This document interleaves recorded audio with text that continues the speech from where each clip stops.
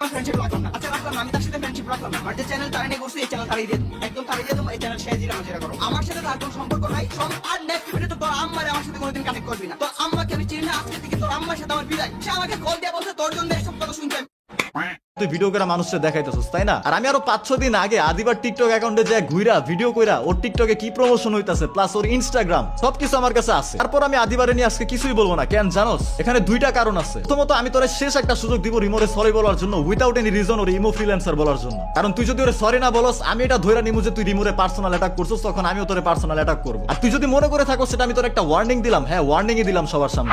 Guys, বর্তমানে roasting জগৎটা খুব খারাপ অবস্থায় আছে। যেখানে রোস্টাররা মানুষের ভুল ধরিয়ে শুধরে দেয়, সেখানে এখন রোস্টাররাই ভুল করতেছে। এই রোস্টিং জগতে দুটি চ্যানেল সব থেকে বড়, অ্যাডভান্স গেমিং এবং আই এম সজীব। আর এরাই একটা থার্ড পার্সন মেয়ের জন্য এই গ্যাঞ্জামটা পার্সোনালি নিয়ে নিছে। দেখো গাইজ, এই কন্ট্রোভার্সি শুরুটা কিন্তু অ্যাডভান্স গেমিং এর হাত ধরে হয়েছে। অ্যাডভান্স গেমিং এর হাত ধরে হলেও পরবর্তী ভিডিওতে কিন্তু অ্যাডভান্স গেমিং এসে ক্ষমা চাইছে। বাট এই কন্ট্রোভার্সিটা বড় হয় অ্যাডভান্স পোলাপানের কারণে। আর সেখান থেকে এই কন্ট্রোভার্সিটা বড় হতে হতে আই এম সজীব এবং অ্যাডভান্স গেমিং এরা দুজনে কিন্তু পার্সোনালি নিয়ে নিছে এই কন্ট্রোভার্সিটা। পরবর্তীতে কিন্তু অ্যাডভান্স গেমিং আই এম সজীবকে স্ক্যামার বলছে। আর যেটা শুনে আই এম সজীবের মাথাটা গরম হয়ে যায় এবং সরাসরি যখন অ্যাডভান্স গেমিং কে জিজ্ঞেস করা হয় তুমি এই ভিডিওটা আমার জন্য কেন তৈরি করছো, আমাকে স্ক্যামার কেন বলছো, তখন কিন্তু অ্যাডভান্স গেমিং ঠিকঠাক মতো জবাব দিতে পারে না সরাসরি। হ্যাঁ মুজাহিদ, তুই কি ঝামেলা চাস?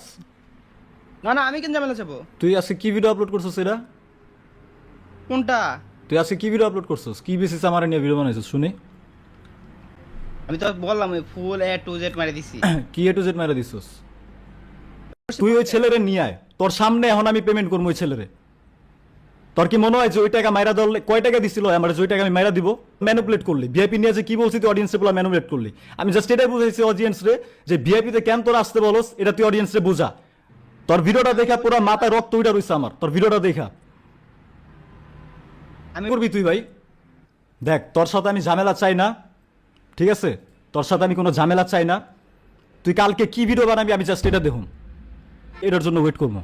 ভালো। তখন সরাসরি আই এম সজীবকে অ্যাডভান্স গেমিং বলে যে ভাই তুমি কুল থাকো, আমি তোমাকে সবকিছু ঠিকঠাক করে আবার রিপ্লাই দিয়ে ভালো করে একটা ভিডিও তৈরি করে জানাবো। বাট পরবর্তীতে অ্যাডভান্স গেমিং কি করলো, তার ইউটিউব চ্যানেলের কমিউনিটি পোস্টে সে পোস্ট করে বলছে যে আমি যা বলছি সবকিছু ঠিকঠাক বলছি। এটা কোনো কথা হলো ভাই? যখন আই এম সজীব তোমাকে সরাসরি জিজ্ঞেস করলো তখন কিন্তু তুমি ঠিকঠাক মতো জবাবই দিতে পারো নাই, কিন্তু তুমি কমিউনিটি পোস্টে লিখে দিলে আর সেটা কি সহজভাবে আমরা বিশ্বাস করে নিলাম? আর হ্যাঁ গাইস, তোমরা ভালো করে লক্ষ্য করলে দেখবা আই এম সজীব যখন অ্যাডভান্স গেমিং কে থ্রেড গুলো দেয় তখন কিন্তু অ্যাডভান্স গেমিং ঠিকঠাক মতো জবাব দিতে পারে না। হয়তো আই এম সজীবের কাছে এমন কোন প্রমাণ আছে বা এমন কোন সিক্রেট জিনিস আছে যেটা যদি আমাদের সামনে যদি রিভিল করে তাহলে অ্যাডভান্স গেমিং এর হয়তো ক্যারিয়ার শেষ হয়ে যেতে পারে বা কোনো একটা সিক্রেট রিভিল হয়ে যেতে পারে। সেই ভয়ের কারণে কিন্তু অনেক জবাব সে ঠিকঠাক মতো দিতে পারে না। হয়তো এই কারণেই অ্যাডভান্স গেমিং ইউটিউব ছেড়ে দিতে চায়। দেখো গাইস, আমার কথা সত্য নাও হতে পারে, বাট আমি ভালো করে লক্ষ্য করছি যখন I am Sajib advance gaming K thread গুলো দেয় তখন কিন্তু অ্যাডভান্স গেমিং কিছু করতে পারে না, চুপচাপ থাকে। হয়তো কোনো ভয়ের কারণে এই ইউটিউব ক্যারিয়ার ছেড়ে দিতে চায়। এখন কথা হলো মুজাহিদ কি আসলে ইউটিউব ছেড়ে দেবে? আমার কাছ থেকে যদি জানতে চাও যে ইউটিউব ছেড়ে দেবে কিনা, তাহলে আমি বলবো না,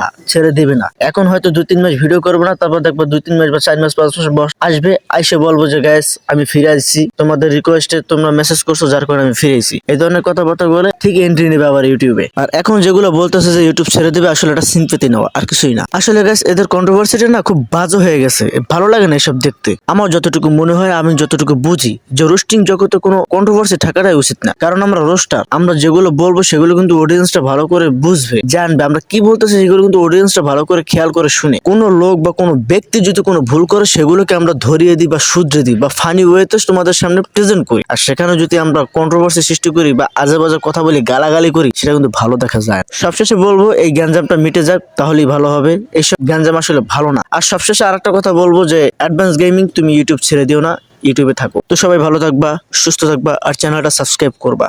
আল্লাহ হাফেজ।